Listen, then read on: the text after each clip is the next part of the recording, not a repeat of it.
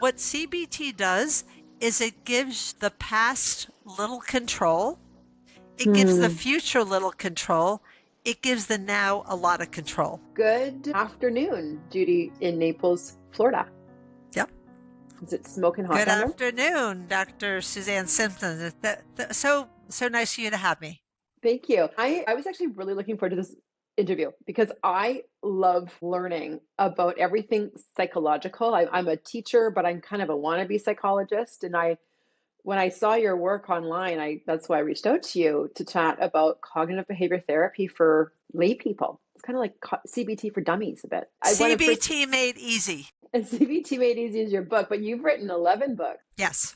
I do not know how you have time for 11. I'm not sure. I don't know. It just evolved. It's not like I'm working all the time on books. It You're going goes to in spurts. Yeah. advise me after our interview, actually. I was going to ask you after. You also, so I'm, if I turn to the side, it's because I always prepare and I've got some notes here. You are also self-help, mental health, and wellness author and speaker. You've got tip and tools for the therapeutic toolbox series. Exactly. And your latest book, then, that we're going to dig into today is 110 tips and tools for the CBT toolbox. There it is. There it is right there. Yeah. I happen to have a copy, right? So, can you tell me, please, about cognitive behavior therapy? What I want to do is just talk about it first, what it is, and then talk about implementation. Okay. So, pretend Sounds I know good. nothing. Please tell me about CBT, cognitive behavior therapy. Okay. So CBT, cognitive behavioral therapy, is the most widely adopted therapeutic orientation in the world. Hmm. And basically, it focuses on the quality of your thoughts to change the quality of your life. Hmm. Your thoughts, cognitive means thoughts, your ability to think clearly, not have a lot of cognitive distortions or unhealthy thinking habits will help you feel good, to have a happy and contented life. So it's been shown that the quality of our thoughts actually determine the quality of our life. You know what? I've not heard that about CBT. So I explained CBT in my presentations, but I've always said it's like teaching your mind, like that realistic thinking to change behavior. But I really like that improving quality of life spin on it, which is so much better than how Well, I've been because describing you it. don't have to have, I mean, CBT is great for people with low self esteem, depression, Yeah, anxiety, but you don't have to have major problems to benefit. We all could use to have more personal growth right. and to overcome obstacles a bit easier. And CBT is basically life skills to become a more of a victor in your life instead of a Yeah. victim. So how can you kind of lay out the steps of how it would work if I pretend, okay, so for me, I need CBT over social media. I really feel that I need to implement CBT with my world now entering in just recently to social media. So just can you kind of lay out kind of the fundamental ideas of Okay. it? So let's say you're feeling discouraged because you don't have a lot of listeners. I know you do, but let's say you were afraid you wouldn't. You might think it's terrible if it doesn't work out. I don't want to fail. That kind of self-talk. We would focus on the quality of your thoughts and look at, is this rational or irrational? Is it terrible or is it just challenging?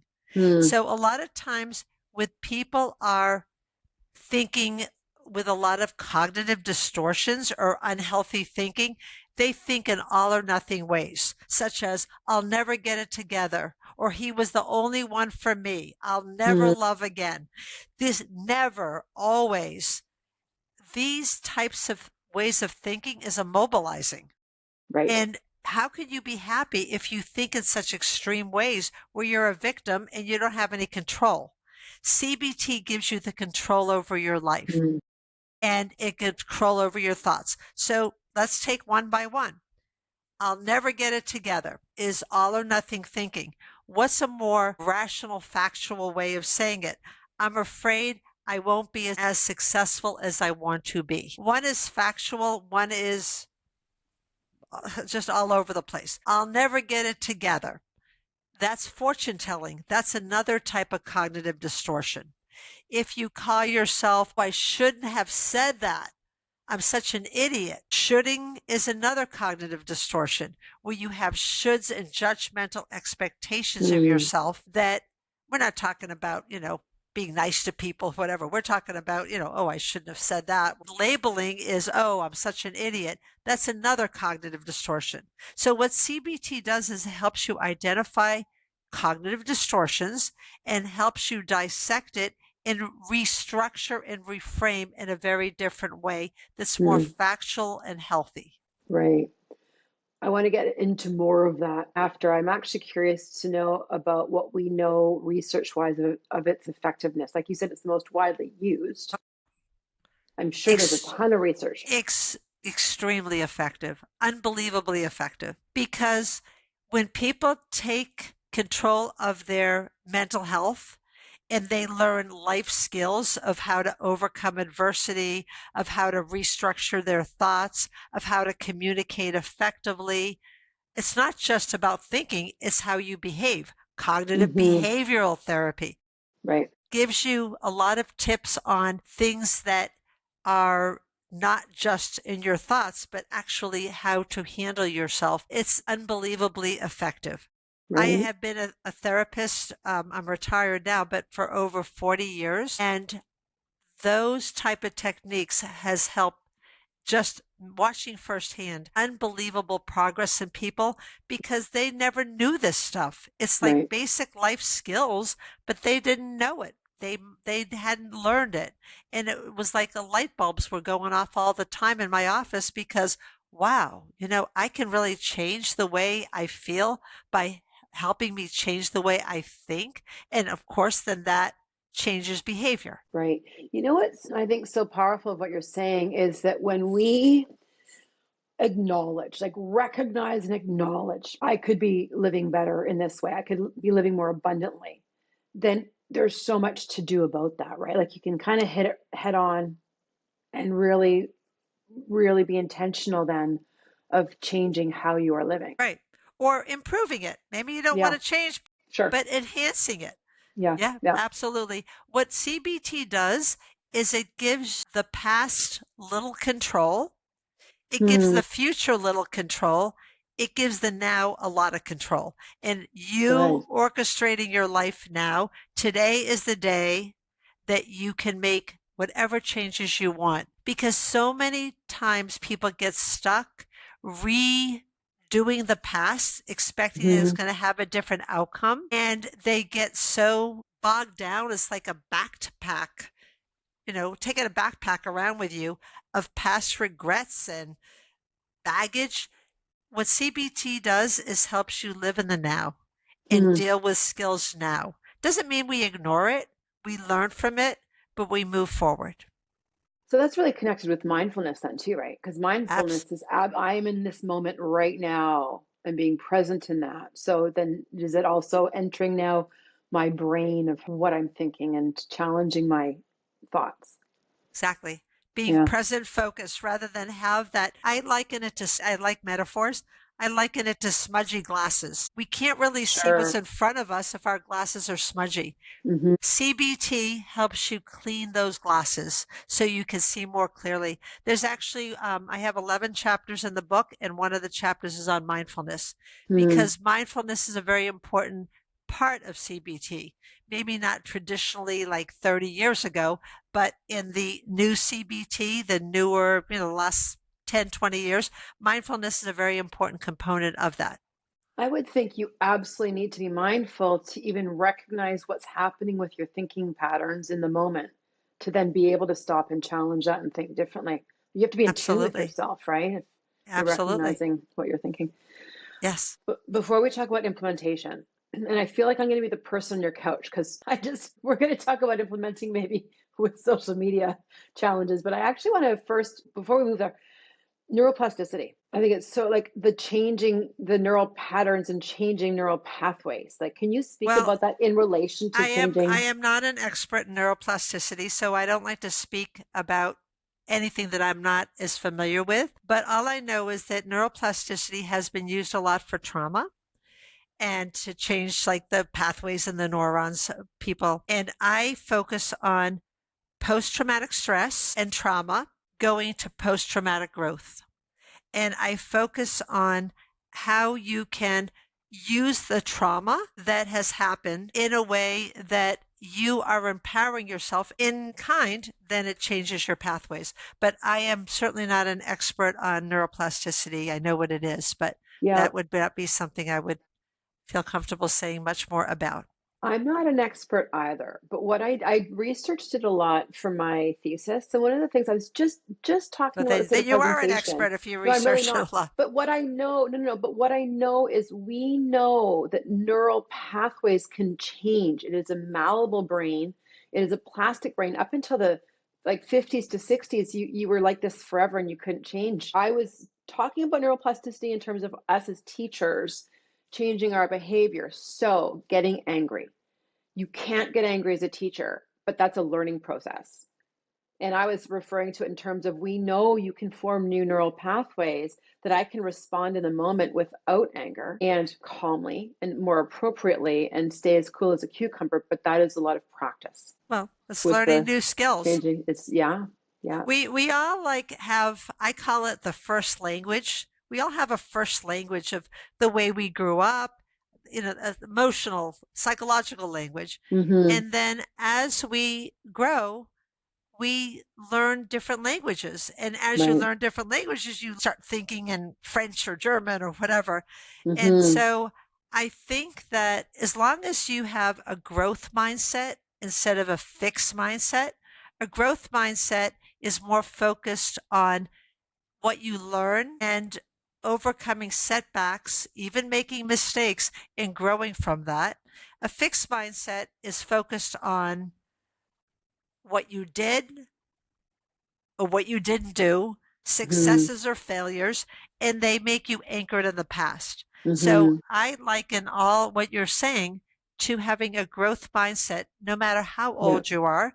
Yeah. And I'm definitely getting on the older side now. I am always amazed at if people have a growth mindset, how much happier they are. Right. People with fixed mindsets, people think people are happier if they have more money or more education or better kids or, Mm-hmm. a good home or whatever. They're all nice, but having a growth mindset is actually one of the most important things to a happy life. Mm-hmm.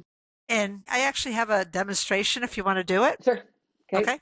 So cross your fingers like this. So your fingers are intertwined. Do you have your left or your right thumb on top? My left on top. Okay, the same with me. Yeah. Usually in a live audience, if when I do workshops or trainings, Yeah. it's like 50-50. Okay. Now try it the other way where you clasp all your fingers so that the right thumb's Right. on top. How Right. does it Okay. feel? Different. Right. Doable. So it shows you the importance of having a growth mindset. When Sure. things are fixed and you Yeah. think everybody is like this, it's going to be harder to look at things in a different perspective. Hmm.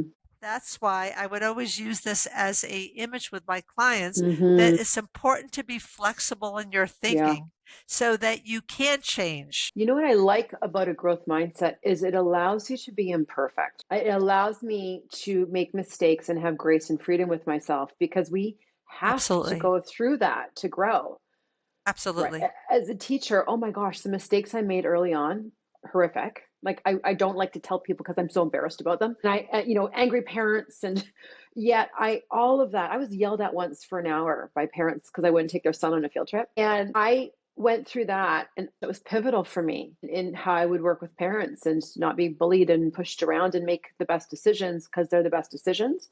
I had to go through it. And Right. then you get the growth. Right. A big part of growth mindset is self compassion Hmm. and being able to be nurturing to ourselves like we would to others. Right. Often we talk to ourselves in ways we would never talk to anybody else. And what self compassion does is it allows you to grow, make mistakes, be scarred, and move on a bit wiser. Yeah. Yeah. And that's a very important part of a healthy life Hmm. that a lot of people underestimate and Hmm. are hard for them to do Hmm. because they think they should have known then what they know now. But we don't know everything since we were 5. Right. Yeah, that's good. That's really good. Okay, let's move into implementation. So this just came to me as you and I were talking. I actually want to take me as an example in terms of entering into this big bad world of social media with the notion of feeling never enough. Because the problem in social media is you're never enough if you care. If you don't care, it doesn't matter, right? But never enough in terms of followers, in terms of likes, in terms of comments, depending on the platform you're on. So I know that that is a challenge for me in terms of navigating this at 52, and I don't know what I'm doing. So tell me, so I know that there's a problem. What are my first steps if I were to work with CBT to change my thinking patterns that I can live peacefully without the complex of never enough while I am still deep within the world of social media? Okay. So just even that phrase, because we need to look at that self-talk. That Mm-hmm. self-talk is never enough. That's irrational. Never is over catastrophizing. It's a cognitive distortion. So let's rephrase never. I'm afraid that I'm never enough. Let's have it grounded in fact instead of fiction. So let's try to rephrase that. I'm afraid I'm never enough. Let's bring it down a notch so it's not as over catastrophizing and all or nothing, because dealing in absolutes will never make you happy and you're constantly going to be on edge. Okay, how about I need more followers and I need more engagement? Perfect. That's Okay. that's excellent. And I'm concerned it's going to be hard to get there. Right. So you can still have the emotion, but it's not like my whole self-worth is contingent on it, or my life is contingent on it, or my success is contingent on it. Focusing on this is important to me and I have a passion for it, and I'm proud of myself for having a passion for this. And I am going to make it work, and I'm going to find things that work and find things that don't work. And that is going to be my growth path. Hmm. So, what that does is it gives you a very rational approach that's not all or nothing. And it's not comparing yourself to Joe Rogan and like other like people who have millions of followers and making you feel like you're not enough because so many people are so much better, because you're on your own path. And never compare yourself with anybody else. Only compare yourself with who you were yesterday. You know, the hard thing about that is that you get constant feedback how you're doing, right? Like you can get the analytics and you get the reports. And I think that I know differently. I've been saying this about social media. I know differently because I was raised differently. And I had a rotary phone and I ran in the forest and I talked face to face. And it feels that I work with still a lot of kids, teenagers, and speak with former students in their 20s.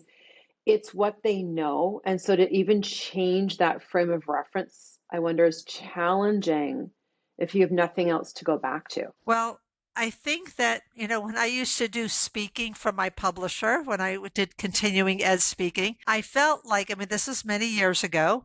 I haven't done that in probably about 15 or 18 years, but I used to think I'm only as good as my last evaluations. Hmm. And so I would look at the evaluations, and of course, the good ones I just assumed, yeah, I think I was pretty good. And the bad ones would like bug me to no end. But that is because I allowed myself to be judgmental about myself. Hmm. I did the Hmm. best I could with what I had at the time, and I used every opportunity as a signal for what I can grow or what I can change to become better. But not that I wasn't enough the way I was, but I was evolving. We're all works in Hmm. progress. So enjoy the journey rather than goalposts of success or I'm a failure. Right. Make sure you don't look at like success or failure. I am moving in a direction and the growth is my life journey and it's beautiful. You know, I've never ever considered before that there is so much kindness involved with yourself when you're going through cognitive behavior therapy. You must be kind to yourself, or it's not. Absolutely. Right. Because if you keep on feeding yourself negative self talk, such Mhm. as, oh, I'm not good at this, and these self-limiting beliefs, it puts you in a prison and it makes you not able to feel good about who you are and not able to grow. So it's all being kind to yourself and trusting your journey and trusting yourself. Yeah. I have talked about this with other people, how that journey also is just liberating. There's so much freedom in knowing this is a journey, not the goalpost, like you said, because then the kindness and the grace can come in. I think is this journey, and I don't know when that's gonna where it's gonna take me or where the end point is. And I know with trauma, I actually have had people talk to me after my presentations about their own trauma. How long is this? It's like this is a journey, and you're constantly going to evolve and learn and grow in that. And appreciate what you're doing. You have a passion for this and you're making it happen. Mm, Even the fact you're getting it together to get on this platform in order to do podcasts and go through the trouble of inviting people. I mean, this takes enormous energy and commitment, and that is just beautiful. mm, And appreciate that beauty as you're doing it. right. That's good. Thanks, Judy. Could go like go on your Hope couch that and talk. helps. Yeah. Okay. So I also before we do, I do always three wrap up questions. But first, I want to talk about people using CBT as lay people. So I'm not removing what clinical counselors do and psychologists and psychiatrists, but I feel so as a teacher, I did learn CBT. I got training by this amazing psychologist named Mike Papsdorf, and I have coverage here so I could go and I learned it too as a parent for my daughter in the heat of the moment with her anxiety. So I've been a strong proponent for us learning it as educators, as parents, even as friends. So can you speak to that and how that would work? Well, the nice thing about CBT is it's a life skills approach. And Mm, that's why my book, as well as a lot of other CBT books, are workbooks. They're not books you read from cover to cover.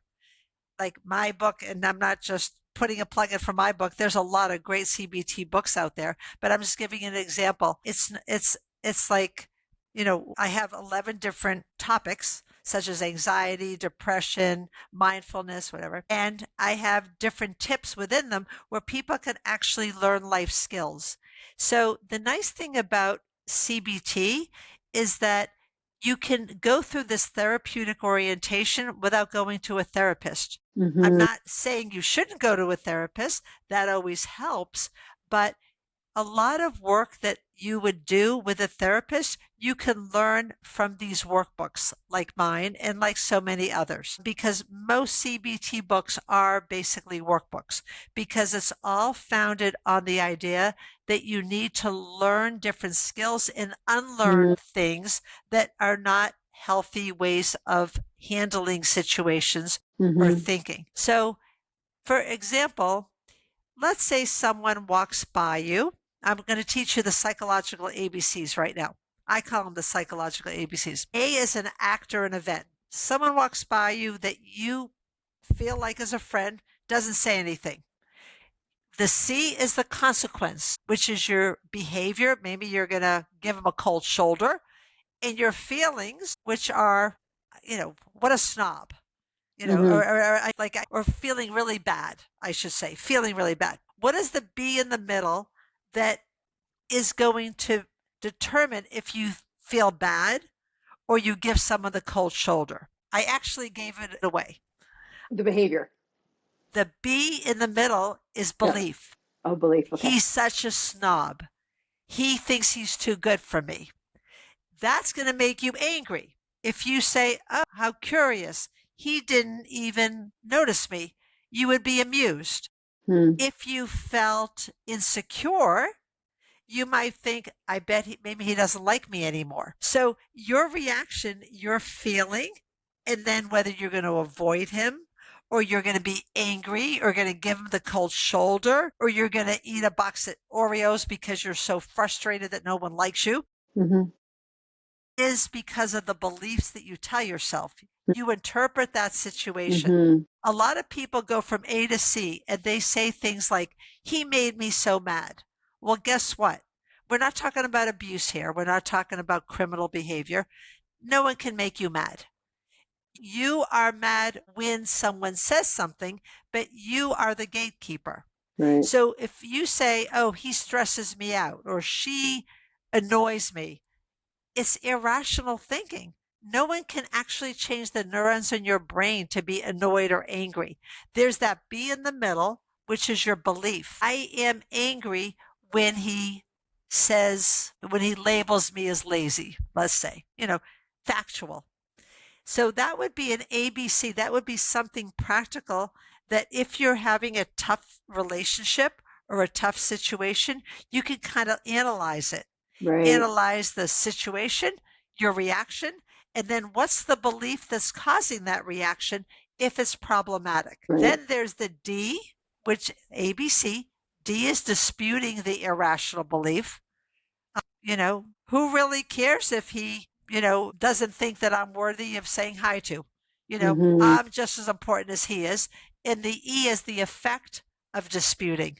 The E is the effect of having a rational belief. So the psychological ABCs are an example of how you can take control of your thoughts, that you can handle situations with less anxiety, less depression, and with more confidence. So then for like parents and educators, you can walk your child through this in the moment. Absolutely.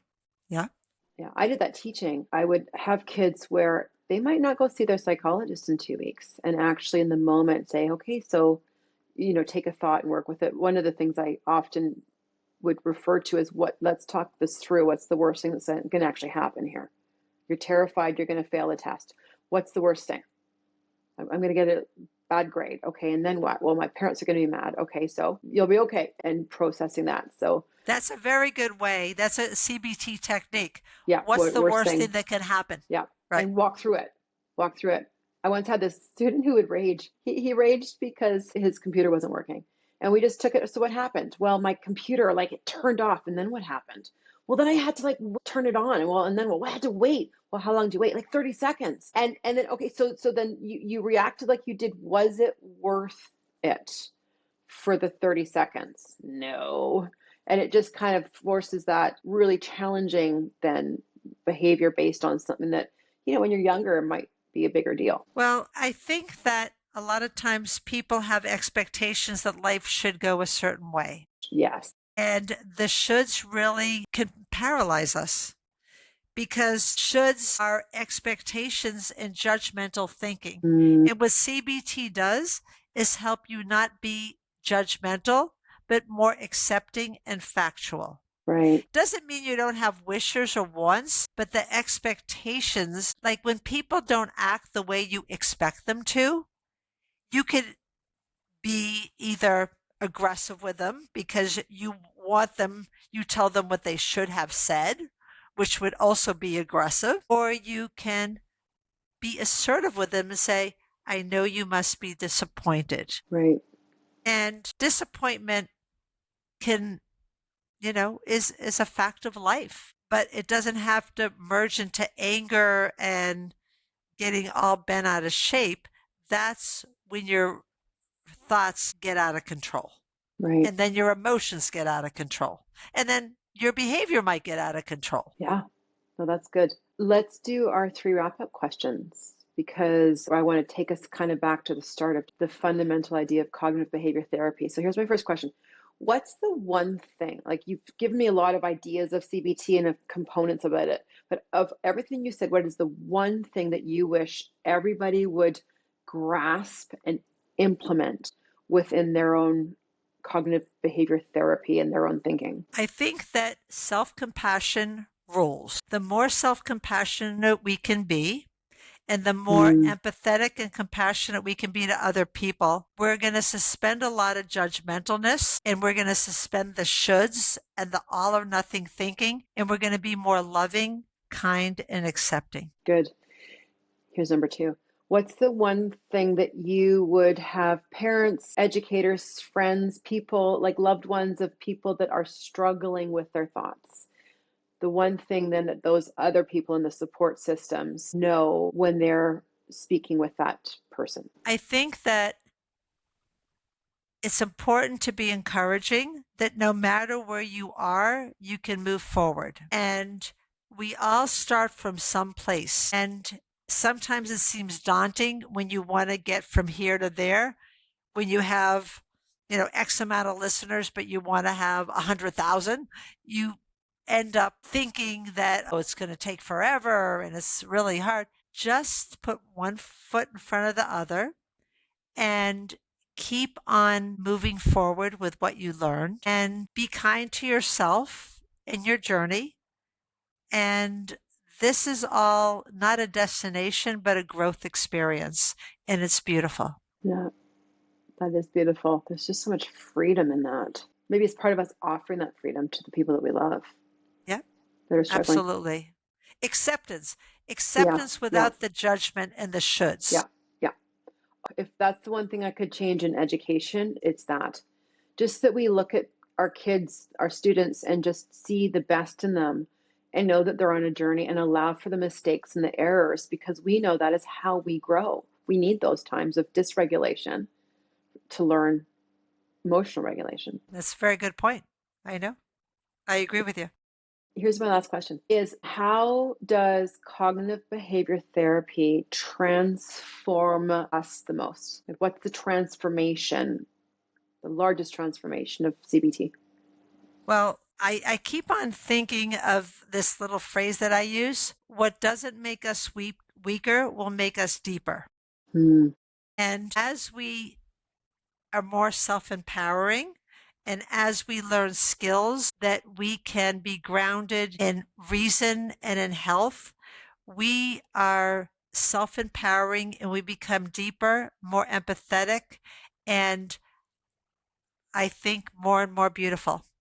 And I think that CBT can help do that by giving us tools. It's like if you want to screw in, a nail, um, you need a screwdriver, right? If you don't have it, it's going to be really hard.